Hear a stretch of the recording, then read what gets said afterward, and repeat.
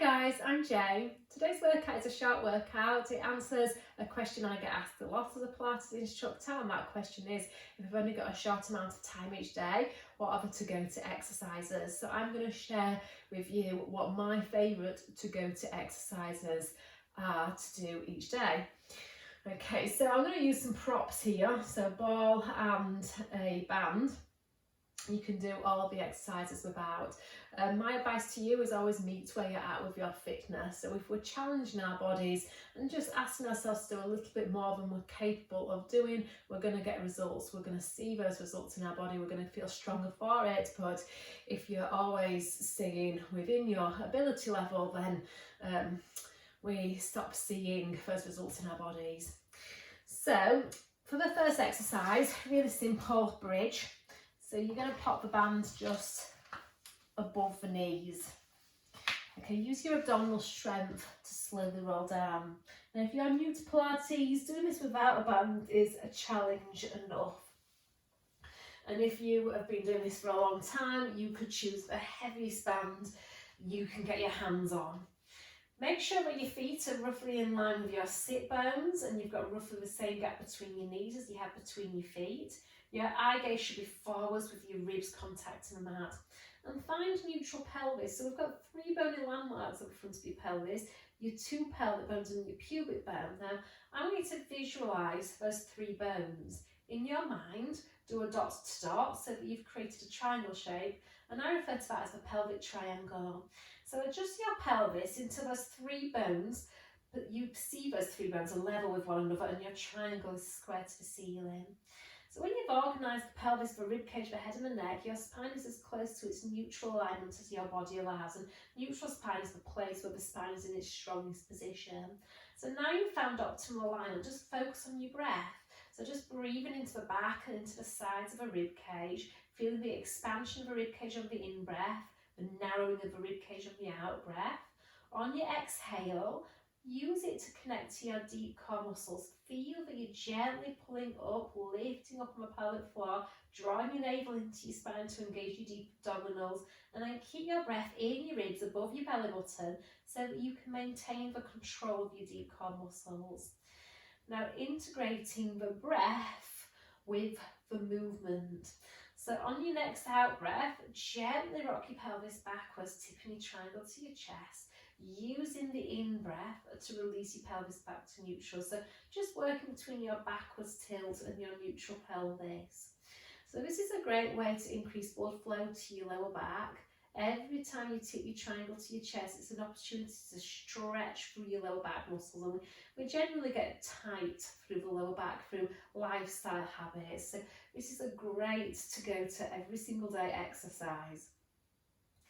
Okay, and you're just trying to feel that integration of breath, muscles and movement, how your out breath helps you engage your abdominals, how your abdominals gently round your lower back into the mat, and then how your in-breath pulls you back to that neutral position, that place where you've got optimal length through the spine.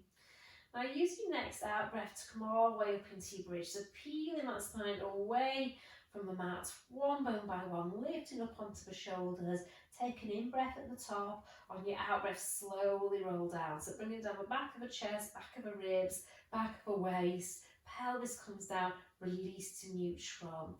Okay, now whenever I offer a breathing pattern, I offer the breathing pattern that facilitates the movement, but feel free to choose a breathing pattern that works for you.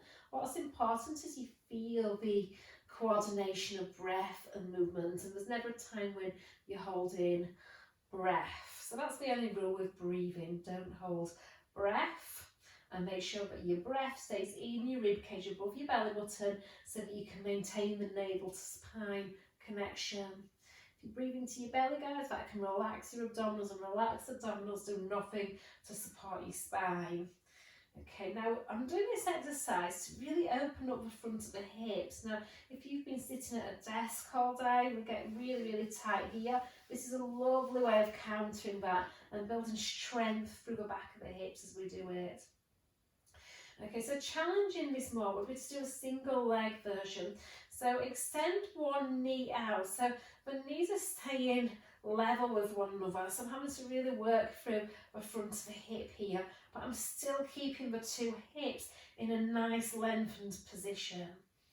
Now gravity will always try and want to sink the lifted side downwards. Okay, so you've got to resist that. You've got to try and keep the pelvis level, and the action of doing that activates your deep spinal stabilizers. So your spinal rotators have to work to resist rotation when you do this, and this is really great single leg work as well. So I'm just going to do this one more time, trying to open up through the front of the hip and keeping a nice level pelvis. Those are your two goals. Changing sides, make sure that supporting foot has a good connection to the mat, the knees are level, still pushing outwards. Now, the reason for the band is simply to activate more muscles. So I said earlier, try and meet where you're at with your fitness. For me, as soon as I put a band on my hips, I'm really burning through my side glutes, my outer thigh muscles, as well as working the glute max here, the peach of the bum muscles. Now, single leg work is a really great way to keep your body balanced as well.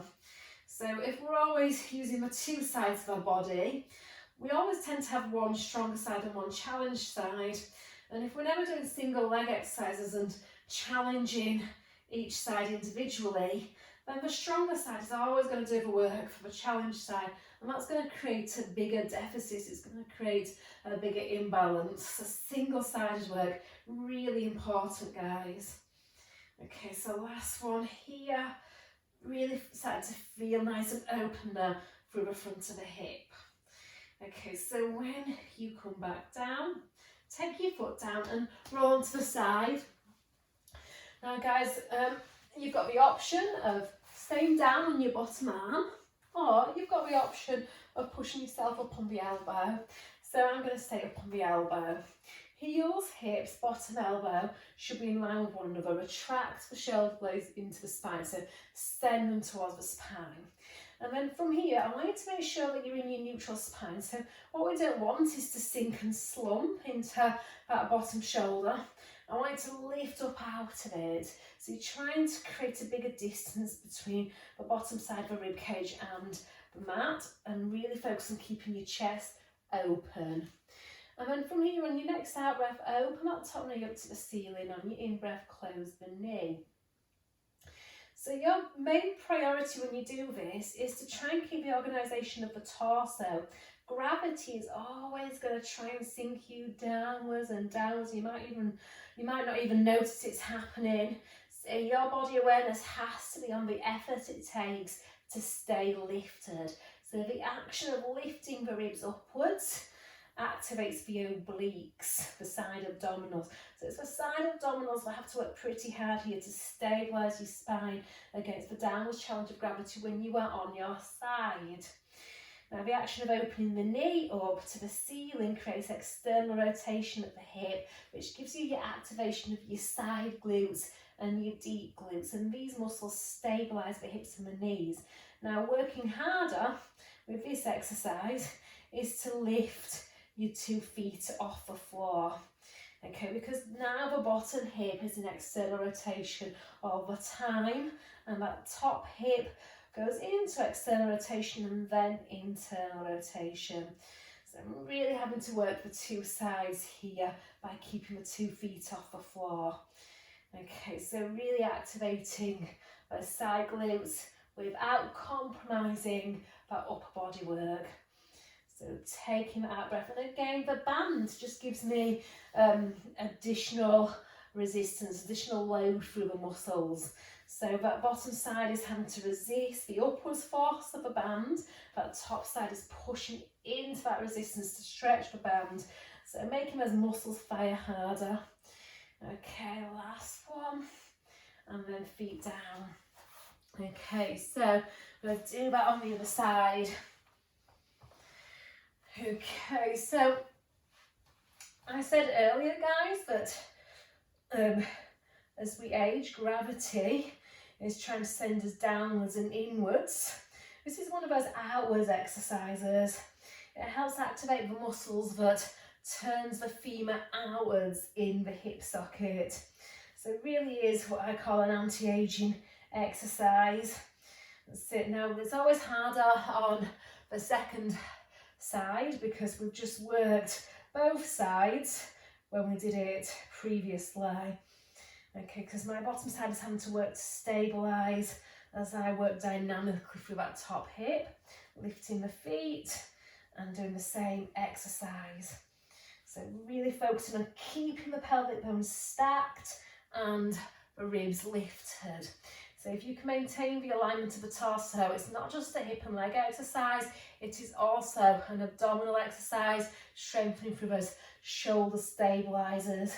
So really focusing on that glute work, opening up through the front of the hip each time, thinking of navel to spine, and again, breath and movement.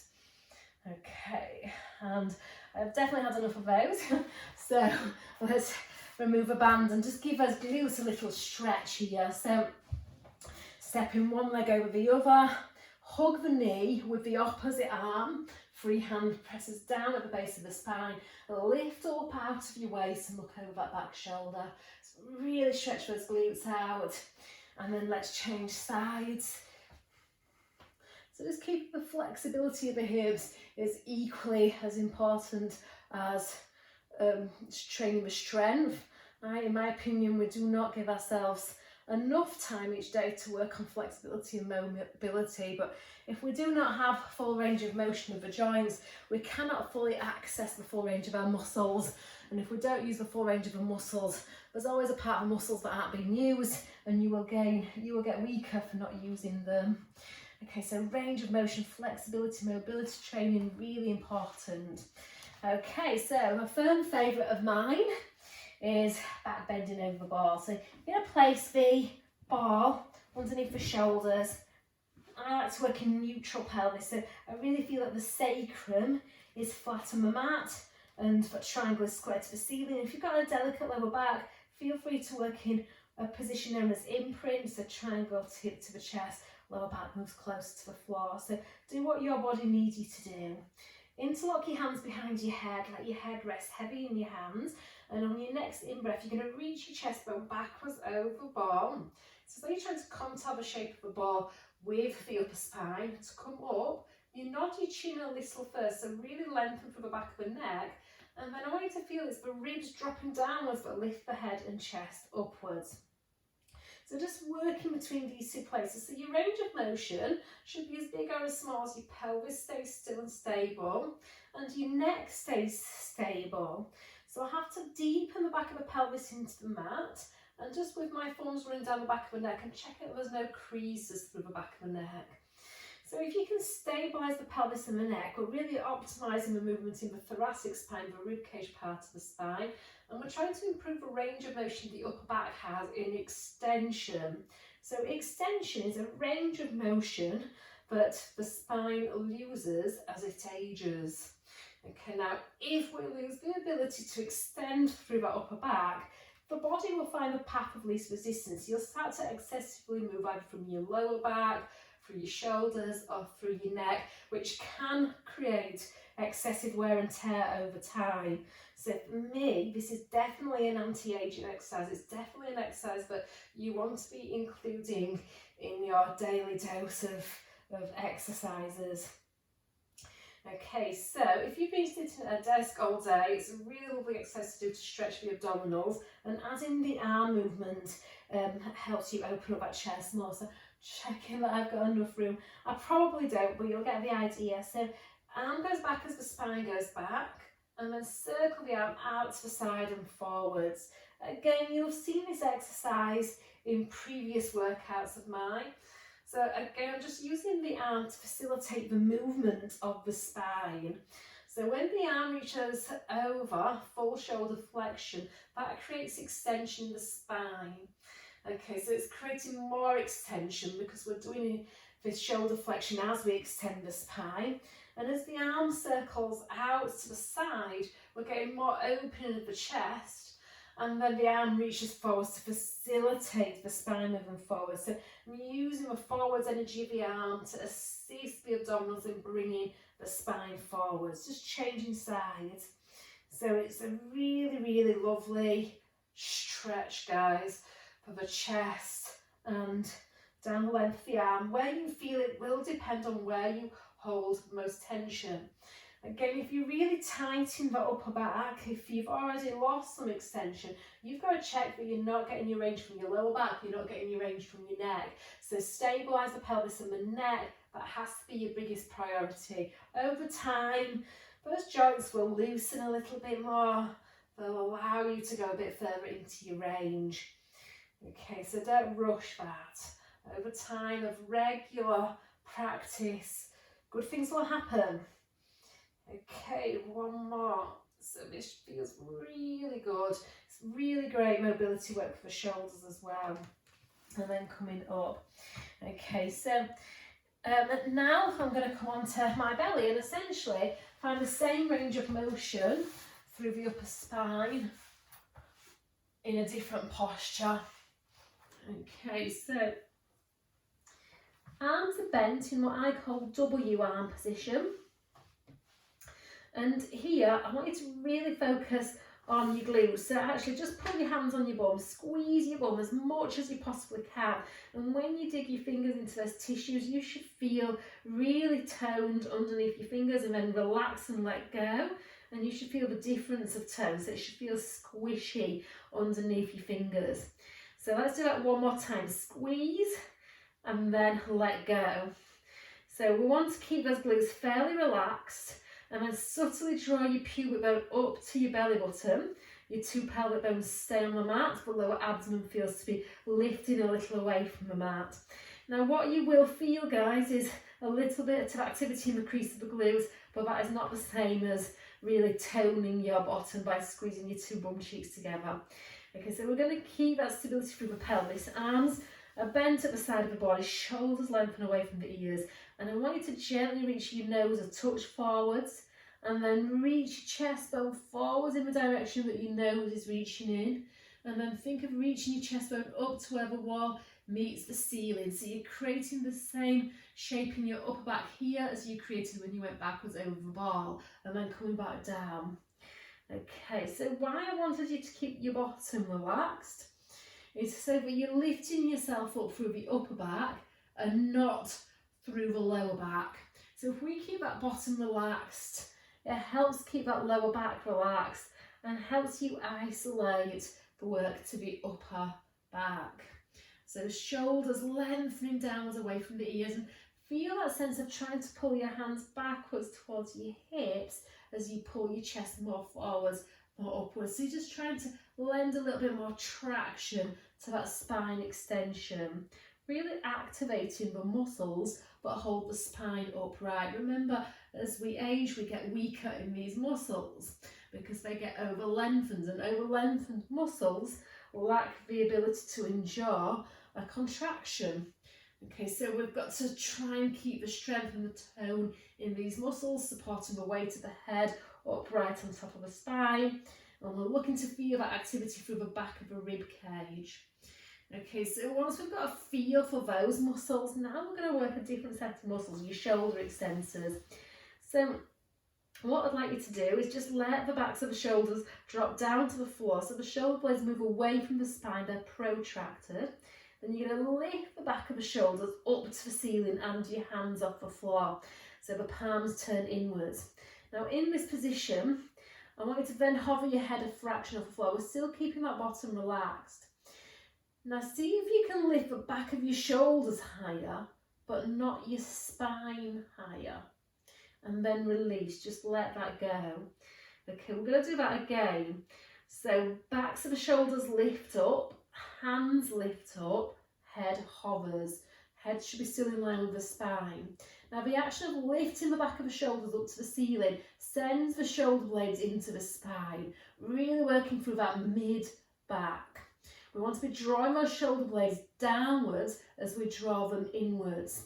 Okay, so we want to feel that they're drawing back and down, and then release. Now guys, what's important when you do this exercise is that you lift the head last. So what we don't want is this. Okay, because this is just working your back extensors. Well, You've just worked your back extensors with the swan. We want to work your shoulder extensors. So different set of muscles. Okay, when we hold the head, we're still working those back extensors, but the emphasis wants to be in those shoulder extensors. Once you've got a feel for the difference in emphasis of which muscles are working most, then we're going to keep that shoulder extension. Chest is open, collarbones are wide, and then see if you can do your swan. Again, try not to tighten your glutes. As you lower from your swan, check that the shoulders are still lifting upwards. So for me, the lowering phase is harder because when you lower downwards, the shoulders want to go downwards too. You've got to feel that you're lifting your shoulders upwards when your body is going downwards, and that can be quite a challenge. Okay, we're going to do this a couple more times. Rep range in Pilates is anywhere between 3 and 10 repetitions per exercise. And then when we come down, just push yourself up into a cat stretch. Okay, so the reps are low because the idea is, because we have to use the core for such a long time all the way through the mat work, if our reps are high, the muscles fatigue and then technique diminishes. So if we keep the reps low, then we can keep good technique all the way through the workout. Okay, so we're going to stay in quadruped. We're going to do an abdominal exercise now. So quadruped just means all fours. So hands underneath the shoulders, knees underneath the hips, and I want you to find neutral spine. So find a place where your back is level like the top of the table. Now with straight arms and a straight spine, lower your chest bone down, retract the shoulder blades, lift your chest bone up, protract the shoulder blades. So just get a feel for that. It's the lifting phase I want you to focus on the most, because when we lift up, we're really activating the shoulder stabilizers which support your planking postures. Okay, so if we can feel that sense of lifting up and pushing the shoulder blades wide without rounding the spine, that actually is going to take a lot of load out of the joints in the upper body, so less pressure through the wrists, the elbows, the shoulders and the rib cage if we can keep that lift. But that lift is hard to do. So for me, after a while, I start to get fatigue in my shoulder stabilizers. So if this is challenging, just stay with this. Remember I said always meet where you're at, but if this is not challenging, you lift the knees. Okay, by lifting the knees, we're putting more weight through the torso and really challenging the strength of shoulder stabilizers and also the abdominals to hold the spine. Okay, now again, meeting where you're at. So if you need the challenge, you step one leg back and then the other leg back, and just meet where you're at with your fitness. As soon as those shoulder blades retract or your back sinks and you can't do anything about it, just means that you're working beyond where you're at with your strength. So you would choose the option that allows the alignment. And again, if your alignment is good here and you've got the endurance, point one foot, leg pull, tuck the toes, change sides. So again, we've got that rotation to fight. So it takes much more abdominal strength. So keep trying to work to widen the shoulder blades, perceiving that two pelvic bones are level when that point of the foot happens. Okay, and then bend the knees down and stretch out. So find that length in the spine, roll those wrists, and then coming up. Okay, so coming up, step one leg forwards, bring your weight to that front leg, tuck your back toes, and then just drive yourself up to standing. Okay, so in this position, I'm going to do some squats. Okay, this is a movement we do day in and day out.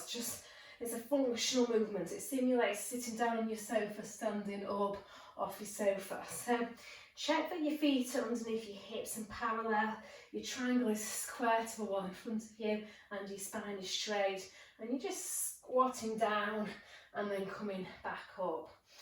Okay, now every time you push back up, I want you to think of trying to pull the floor apart with your feet. So I'm thinking of outward pressure through the feet, and that's switching on some of those side hip muscles. Your range of motion should be as big or as small as you can stay neutral in the spine. So a nice straight line in the spine from the head to the tailbone. Okay, so that takes a lot of control through the core. Arms going forwards to counter the hips going back. On the squat, trying to get weight into your heels as you push up from the floor. You're going to feel your weight transition more forwards into the front of your feet. Okay, so coming up to tall again, just focusing on balance now. So in this position, can you simply slide one foot back and then hover your toes? Now again, can you keep that pelvis level so we don't end up here? Okay, you've got to lift your pelvis up off your thigh bone and reach the crown of your head up to the ceiling. And just assess how stable, how willing is your body to balance. And then take your foot down and then change sides. So again, feel you lifting up out of your hips, slide your foot back and then lift your foot up and balance. Keeping my hips nice and extended here, guys. So I'm in my natural standing hip extension. And then taking your foot down, let's do that one more time each side. So balance exercises are fab exercises to strengthen your stabilizer muscles, the muscles closest to the skeleton. So your stabilizers work best in reflex situations. They respond to what the skeleton is doing. If you put yourself in an unstable situation, we have to use those muscles to balance, otherwise we'd fall over. Okay, now we're going to see if you can do a single leg squat. So exactly what you've just done on 2 feet, but on 1. So bending from the hips, sending your bum back, the knee goes forwards as your bum goes back. Okay, wobbling is good, it's your nervous system working out exactly what your body needs to do to balance. What's important here is your big toe stays anchored as your knee bends forwards, and you want to think of your knee staying in line with your second and third toe. So feel that as you anchor the big toe down, you're pushing your knee slightly out. And I also want you to think about clam exercise. As you push up, think of turning your thigh bone outwards in the hip sockets. So really activating those hip stabilizers. Okay, think of everything you do in your everyday life, guys, that involves balance. Okay, walking is the main one. You're transferring your weight from one leg to the other. That is a balance exercise. Walking up and down stairs, it's a balance exercise. Okay, so getting good at balance makes you more functional in your everyday movement. Okay, what usually happens as we practice balance, or what usually happens in balance exercises, is you either get better or worse. Okay, so for me, I find myself getting better initially, so those muscles kick in as they respond to what I'm asking my body to do, what the brain is asking the body to do. So those muscles are just working out exactly what needs to happen to balance. If you are quite new at balance, what might happen is the small muscles start to fatigue. So as they fatigue and you start to feel the burn through the hip muscles, you might find that your balance actually starts to get worse as you repeat. Okay, if that happens, guys, just small reps. Maybe start off with 1 or 2 squats and just build it up over time. Okay, and then coming up and then stretching your glutes. So you can use a wall to balance, but find that figure of 4, just squatting down, opening up through the hips. And then other side. Okay, so those are my, what I would call anti-aging exercises that are good to add into your everyday repertoire, so you don't really have to think too much about any fancy stuff, or just do the exercises that counter your daily activities, give us good posture, fight the aging effect on the body. Okay guys, thank you very much. Hope to see you again soon. Bye.